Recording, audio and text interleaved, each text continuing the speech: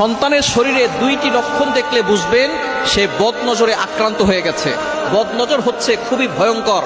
নবীজি সাল্লাল্লাহু আলাইহি সাল্লাম জানিয়ে দিয়েছেন, বুখারী শরীফের হাদিস, আল আইনু হাক্কুন, বদনজর হচ্ছে সত্য। অনেকে বদনজরকে বিশ্বাস করতে চায় না। নবীজি সাল্লাল্লাহু আলাইহি সাল্লাম নিজে জানিয়ে দিয়েছেন এবং নবী সাল্লাল্লাহু আলাইহি সাল্লাম আরো বলে দিয়েছেন, বদনজর এতটা ভয়ঙ্কর জিনিস, একটা সুস্থ উটকে অসুস্থ করে রান্নার পাতিল পর্যন্ত নিয়ে যায় এবং একজন সুস্থ মানুষকে অসুস্থ করে কবর পর্যন্ত নিয়ে যায়। এজন্য এই বদনজর থেকে আমাদেরকে বাঁচতে হবে। আপনার সন্তানের ভিতরে যদি দুইটি লক্ষণ দেখেন, মনে করবেন আপনার সন্তানের উপরে কেউ বদনজর দিয়েছে।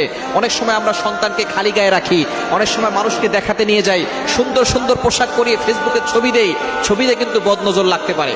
আপনি সবকিছু নিয়ে শো অফ করতে যাবেন না। যাদেরকে বেশি ভালোবাসেন তাদেরকে শো অফ করতে যাবেন না। হাজবেন্ডের ছবি আপনি ফেসবুকে দিচ্ছেন, স্ত্রীর ছবি ফেসবুকে দিচ্ছেন, সন্তানের ছবি ফেসবুকে দিচ্ছেন, কন্যা সন্তানের ছবি ফেসবুকে দিচ্ছেন। মানুষের বদনজর লেগে গিয়ে আপনার ছেলেটা অসুস্থ হয়ে যাবে, আপনার মেয়েটা অসুস্থ হয়ে যাবে, আপনার ফ্যামিলি বরবাদ হয়ে যাবে। তখন আপনি বুঝতে পারবেন বদনজর কতটা ভয়ঙ্কর জিনিস। এজন্য বদনজর থেকে বাঁচতে হবে। যদি আপনার সন্তানের শরীরে দুইটি লক্ষণ দেখেন, বুঝবেন তার শরীরে বদনজর লেগে আছে। এক নাম্বার হচ্ছে, আপনি আপনার সন্তানকে খাওয়াচ্ছেন, সে খাবার খাচ্ছে, তারপরও সে শুকিয়ে যাচ্ছে, দিন দিন চেহারা নষ্ট হয়ে যাচ্ছে, দিন দিন শুকিয়ে যাচ্ছে। যদি এই লক্ষণ আপনার সন্তানের শরীরের ভিতরে থাকে, মনে করবেন কারো বদনজর আপনার সন্তানের উপরে লেগেছে। তখন কি করবেন আমি বলে দিচ্ছি। দ্বিতীয় নাম্বার হচ্ছে, যদি আপনি দেখেন যে আপনার সন্তান রাতের বেলা হঠাৎ করে কান্না করতেছে, জোরে আওয়াজ করে কান্না করতেছে, দিনের বেলা যে কোনো সময় কান্না করে, রাতের বেলা ঘুমানোর মাঝখানে কান্না করে উঠতেছে, এটা যদি দেখেন এই দুইটি লক্ষণ, শুকিয়ে যাচ্ছে, দিন দিন খাবার খাচ্ছে অথবা খাবারও খাচ্ছে না, দিন দিন শুকিয়ে যাচ্ছে, দ্বিতীয় নাম্বার হঠাৎ করে কান্না করতেছে, এই দুইটি লক্ষণ দেখলে বুঝবেন আপনার সন্তানের শরীরে কেউ বদনজর দিয়েছে। এই বদনজর থেকে বাঁচার জন্য কি করবেন?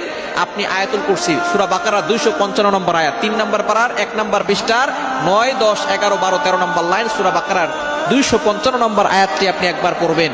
এরপরে আপনি সূরা কাফিরুন একবার, সূরা ইখলাস একবার, সূরা ফালাক একবার, সূরা নাস একবার পড়ে আপনার সন্তানকে ফু দিয়ে দিবেন।